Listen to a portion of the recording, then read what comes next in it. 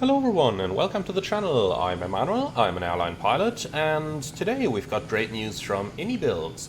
The latest A350 update has been released, and this one is massive indeed, as it includes a brand new aircraft type with the A350-900 ULR, which stands for Ultra Long Range. Currently the ULR is used by Singapore Airlines for their flights to the United States, which includes the longest airline flight in the world from Singapore to New York's John F. Kennedy Airport, which regularly flies over 9,000 miles. And yes, I'm talking actual ground distance here, not Great Circle distance, since basically Great Circle is almost impossible to achieve at the moment flying over Russia. Well, you know that problem. Now, the ULR is not the only thing that's been added to the simulation though. Next to the ULR, we also got a lot of new features. Now, let's start with the smaller things and working our way to the bigger ones. So, first of all, the metallic textures have been refined. You can nicely see that on the reflections over here from the sun, which just look a lot better now inside our simulator. The second one is a pretty interesting one. The second one includes damages to the surface of the aircraft. Now here's an example picture that iniBuilds have posted in their forums, and I want to talk a little bit about what you can see on screen. So aircraft in their service life often experience dents and damages to their airframe. Many of these do get fixed up, but some just don't need any fixing. For example, on the right hand image over there you can see a dent that's located just below a door. That is something you would commonly see on aircraft because the operator of a vehicle approaching the door may not have been as careful as he should have. This is especially prone on aft doors, where you would typically see stairs attached, or the right hand side of the aircraft, where you would often see vehicles like catering vehicles, ambulifts and more docked to the airplane. Now, this sometimes goes wrong. They leave a little dent in the aircraft, and then the airline has to evaluate whether that stuff can be fixed or whether it even needs to be fixed. And in many cases it doesn't need to be fixed, and therefore they are just going to write it down in the technical logbook and then they're going to mark it. Now, the way of marking that iniBuilds has chosen over here is a rather interesting one, in that they simply circle the damage on the airplane and then write a number next to it. Now, I know it a little bit different from the airlines that I've flown for. In both airlines they used small stickers that had a number on it, and then they would just put a little sticker next to it so that it isn't as obvious, because obviously passengers are typically not too happy seeing dents in their aircraft. Now, when you do your walk around, you would see these stickers, and on some aircraft there are really countless many of them. And then you would just have to go into the technical logbook, where you would find a dent and buckle chart for the airplane, and on that one you would find any known issue marked with its number that you would see on the sticker as well. Now, iniBuilds has chosen to go for numbers strictly drawn onto the airframe of the aircraft. I'm not sure if some airlines do that. Probably they do, otherwise they wouldn't have chosen to go for this. And then you just look into the technical logbook and you can see, okay, this damage to the airplane is known. Now, if you find some damage that is unmarked, that is absolutely something to report to maintenance. You're not allowed to fly with the slightest dent or buckle in your aircraft that is not entered in the technical logbook, because it means that it has not been analyzed by maintenance yet. Now, what's quite interesting over here, when we look at the left-hand image, you can see this one is from the top of the flaps, and they basically fixed something over there. Perhaps the airplane had a bird strike which left a little hole in the flap or something, and when the maintenance manual says that you're allowed to fix this by just putting some tape over it, then an airline would absolutely do so until the airplane enters the next major maintenance cycle, where the whole part can be replaced. And I find it a little funny feature that they put a little "we know about this" next to it, because this is obviously a part that a passenger might see.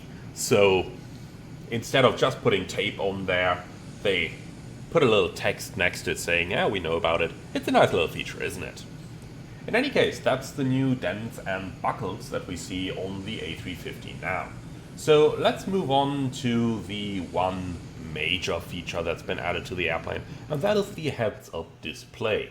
You will notice by default not many aircraft actually have a heads-up display, and that's because, well, the HUD is an expensive piece of equipment, and one where you really gotta ask yourself, is it worth it?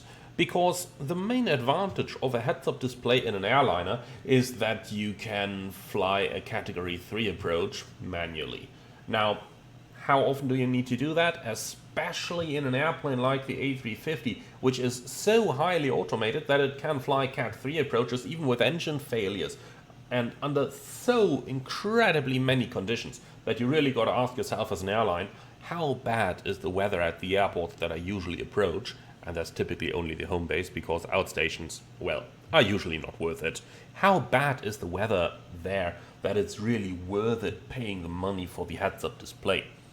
But let's go ahead and have a look at what it looks like when airlines do. So we go down here into the options. Down here is the aircraft weathering slider, the one that we just talked about from the pictures. And then we can go down into the equipment. And down here we can add the heads-up display to our aircraft. Now, when we do this, we get the heads-up controls down here on the glass shield panel. And then we've got the actual HUD up here. You can get it down by using the lever on the right-hand side there. Here we go. And then you need to remove the cover over here, and that's our actual heads-up display. Now I will do a dedicated separate video where I explain everything you need to know about the HUD. For now, the one important thing to know is that the image in the HUD is collimated. That means it will always stay at the same position. If I'm moving around, you can see everything stays where it is. Why is that important? Basically because the flight path vector is pointing to where the aircraft flies. So it would be rather unfortunate if that did not point to where the aircraft goes because you aren't seated correctly. Talking about being seated correctly, here is one important thing. You will probably notice that with the default point of view, the image is located pretty much at the bottom. So you might just have to move up a little bit to be able to see like the entire display. And this would coincide with the FCOM a little bit more as well, where you are supposed to be able to see just about the top of the glass shield panel over here. So this looks like a little more correct seating position now. You do have two heads-up displays in the cockpit for both the captain and the first officer. Now, I would recommend to leave that cover on here in order not to scratch the glass. Those things are incredibly expensive. A little scratched, you've paid $100,000. So be careful with them. Well, and that is the summary of the most important changes with the brand new A350 updates. Now, there are more things in there, especially some more visual stuff like engine blur refinements. They've also published a feature list of a comparison between Flight Simulator 2024 and Flight Simulator 2020, where you can see exactly what the aircraft is able to do in both configs, but that is going to be for a separate video. Now, the airplane is released for Flight Simulator 2024, and it's also getting released on Marketplace now, and it's scheduled to go live on Xbox next week for Flight Simulator 2024, with a little caveat of if all goes well. And on FS 2020 things are going to take a little bit longer, as always, because the FS 2020 build is still not in a releasable state, and iniBuilds basically says they appreciate your patience while they work to resolve platform-specific issues. Well, and that's the brand new iniBuilds Airbus A350 update. I'm definitely looking forward to fly this one. I think you all know which route is going to be the first one. And with that out of the way, I'd like to thank you very much for watching. As always, be sure to like, comment and subscribe. Leave your feedback in the comments underneath the video. And I'm really looking forward to see you all again on the next one.